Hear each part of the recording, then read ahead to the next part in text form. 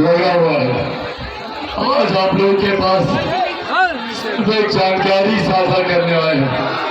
और सब लोग जानते हैं कि देश भर में 6 चरण का मतदान हो चुका है और 7वें चरण का प्रचार और शाम तक रुक जाएगा और 1 तारीख को मतदान और 4 तारीख को परिणाम।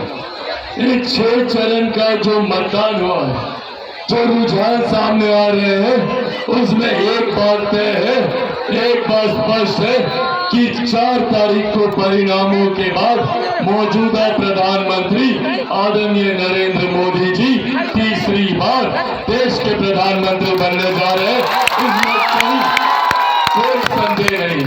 तो जब ये बात है कि 4 जून के बाद एनडीए की सरकार बनने जा रही है, मौजूदा प्रधानमंत्री फिर देश के प्रधानमंत्री बनने जा रहे हैं, तो ऐसे में ये जिम्मेदारी हम सब की बढ़ जाती है कि हम एक ऐसे प्रत्याशी को यहाँ से चुनकर भेजे जो भारत की संसद में जाकर प्रधानमंत्री जी के बगल में बैठकर आप लोगों की समस्या का समाधान कर सके, आप लोगों के लिए कार्य कर सके। ऐसे में साथियों, एनडीए के प्रत्याशी के रूप में भाई सुरेश जिस तरीके से पढ़े लिखे जानकार नौजवान युवा साथी जरूरी है ऐसे लोगों को चुनकर भारत की संसद में भेजना, ताकि कल को वो आपके विकास के लिए कार्य करे, ताकि कल को वो आपसे जुड़ी हुई समस्या को इसीलिए साथियों आज ये आग्रह करने आया हूं आप सबसे, हमारे प्रधानमंत्री जी का तीसरी बार देश का प्रधानमंत्री बनना जरूरी है। पहली बार देश में एक ऐसे प्रधानमंत्री आए जिन्होंने भारत की अर्थव्यवस्था को मजबूत किया। आज हम लोग गर्व से बोलते हैं कि दुनिया की 5वीं सबसे बड़ी अर्थव्यवस्था भारत है, तो ये देश हमारे प्रधानमंत्री जी की है। जब देश की अर्थव्यवस्था मजबूत होती है तो राज्य का राजस्व बढ़ता है, हम लोग के क्षेत्र का आर्थिक विकास होता है, प्रति व्यक्ति आय में इजाफा होता है और इसी का परिणाम है क्या देश में 25 करोड़ से ज्यादा लोग गरीबी रेखा से बाहर निकले। आज साथियों हम लोग कहीं भी चले जाए, देश में ही नहीं दुनिया में जिस तरीके से भारत का डंका बजता है, ये देन हमारे प्रधानमंत्री जी की है। सोचिए आज दिल्ली में बैठे एक प्रधानमंत्री ने गांव में बैठी एक महिला के सम्मान की चिंता कर आपके लिए शौचालय काम किया, उज्ज्वला के माध्यम से घर घर गैस कनेक्शन देने का काम किया। इससे पहले घर पर कोई बीमारी आती थी तो हम लोग अपनी जमीन गिरवी रखवाते थे, महिला अपने जेवर बेचती थी, पर आज आयुष्मान के माध्यम से 5 लाख रुपए तक मुफ्त इलाज का प्रबंध हम लोगों के प्रधानमंत्री जी ने हम लोगों को करके दिया। आज दुनिया की सबसे बड़ी गरीब कल्याण की योजना भारत में चलाई जा रही है। प्रधानमंत्री गरीब जन कल्याण अन्न योजना के तहत 81 करोड़ लोगों को मुफ्त में अनाज दिया जा रहा है। ये देन भी हमारे प्रधानमंत्री आदरणीय नरेंद्र मोदी जी की है। साथियों एक तरफ जहाँ प्रधानमंत्री ने सड़क पर हमारी सीमाओं को सुरक्षित रखा, हम लोगों की अर्थव्यवस्था को मजबूत किया, महिलाओं के सम्मान की चिंता की, बुजुर्गों के हक की लड़ाई लड़ी, किसान मजदूरों को आगे बढ़ाने का काम किया, तो वही हम लोगों की आस्था को भी सम्मान देने का काम किया। 500 साल से रामलला इसी तरीके से जैसे हम लोग टेंट के नीचे हैं, इसी तरीके से टेंट के नीचे भी पहली बार देश में एक ऐसे प्रधानमंत्री आए जिन्होंने अयोध्या में भव्य राम मंदिर का निर्माण कर श्री राम की प्राण प्रतिष्ठा करवाने का काम। तो साथियों एक तरफ ये गठबंधन जो हम लोगों को मुख्य धारा के साथ छोड़ने का कार्य कर रहा है, तो वही दूसरी तरफ कांग्रेस राजद इनके गठबंधन के लोग हैं। कौन है भैया ये लोग? ये वही लोग हैं जो 90 के दशक में लाठी में तेल पिलाने का काम करते थे। ये वही लोग हैं जो नौकरी के बदले हम लोगों की जमीन लूटने का काम करते थे। और आज पुनः ये लोग एक कानून बनाने की सोच रख रहे हैं। कांग्रेस राजद वाला जीता तो विरासत पर कर लगाएगा।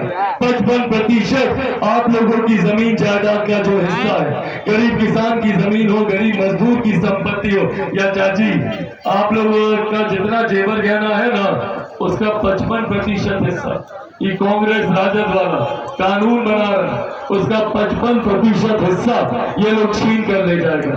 इसीलिए साथियों, ये लोगों के इस सोच से हम लोग को सावधान रहने की जरूरत है। ये जानकारी हम लोग तक ना पहुंचे तो झूठ बोला जाता है, कहा जाता है संविधान खतरे में है, आरक्षण खतरे में है, लोकतंत्र खतरे में। ये लोग बात करेंगे लोकतंत्र की। जिन लोगों ने सन 75 में आपातकाल लगाकर सही मायनों में लोकतंत्र की हत्या करने का काम किया, आज ये लोग लोकतंत्र के संरक्षक बने। साथियों, आज आप लोगों के सामने मैं मेरे नेता, मेरे पिता आदरणीय रामविलास पासवान जी के संघर्षों की कसम खाकर आप लोगों से ये वादा करके जाता हूं कि जब तक चिराग पासवान जिंदा है, न आरक्षण को कोई खतरा है, और हाँ खतरा है तो इन लोगों से हम लोगों की गरीब कल्याण की योजनाओं को। एक बार बताइए कितने लोगों को प्रति माह 5-5 किलो यहाँ पर अनाज मिलता है? हाथ उठा के बताइए। अनाज मिलता है ना चाची? मिल रहा है ना अनाज? हाँ, सब मिलना बंद हो जाएगा। अगर ये कांग्रेस राजद वाला जीत कर आया तो अनाज बंद कर देंगे। जो 5-5 लाख रुपए का मुफ्त इलाज होता है वो इलाज बंद हो जाएगा। जो गरीब किसान को जो सम्मान निधि मिलती है वो पैसा मिलना बंद हो जाएगा। क्योंकि ये लोग चाहता नहीं कि हम लोग मुख्य धारा के साथ जुड़े। जात पात धर्म मजहब में सिर्फ बांटने की राजनीति ये लोग करते हैं। इसीलिए आज ये आग्रह करने आए। अब कुछ घंटे रह गए पहले चरण के मतदान का प्रचार करेंगे। उसके बाद 1 तारीख को मतदान है। 1 तारीख को है ना भैया? 1 तारीख को है ना मतदान? आप लोगों से हमको 2 वादा चाहिए। वादा कीजिएगा हमसे। पहला वादा, ये संभव नहीं है कि अब कुछ घंटे में चिराग पासवान गांव-गांव घर-घर पहुंच जाए। तो क्या आप लोग चिराग पासवान बनकर हमारा संदेश गांव-गांव घर-घर हर व्यक्ति तक पहुंचाइएगा? बनिएगा चिराग पासवान? दोनों हाथ उठाकर वादा कीजिए। बनिएगा चिराग पासवान? बनिएगा चिराग पासवान? 1 तारीख को दूसरा वादा हमको चाहिए। 1 तारीख को जितने युवा हैं आप लोगों की जिम्मेदारी है कि अपने अपने बूथ पर 100% मतदान करवाइएगा। कोई महिला, कोई बुजुर्ग, कोई चाचा चाची, दादा दादी, नाना नानी, यार दोस्त, पड़ोस, रिश्तेदार, कोई नहीं छूटना चाहिए। सबको लेकर जाइएगा। 100% मतदान करवाइएगा। आप लोगों के बूथ से 100% मतदान होगा, पक्का वाला? कितने नंबर पर बटन दबाइएगा? कितने नंबर? सब लोगों को पता है 2 नंबर। दिखाइए 2 number, 2 number, 2 number, 2 number, 2 number. और छाप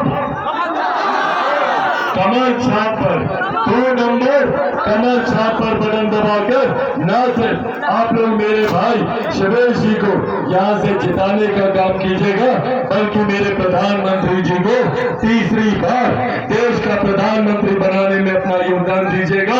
मेरे मुख्यमंत्री नीतीश कुमार जी को मजबूती देने का काम कीजिएगा।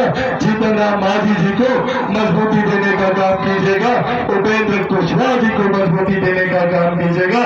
और तो और आप लोगों का बेटा, आपका भाई चिराग पासवान को भी आप लोगों का ये वोट मजबूती देने का काम करेगा। तो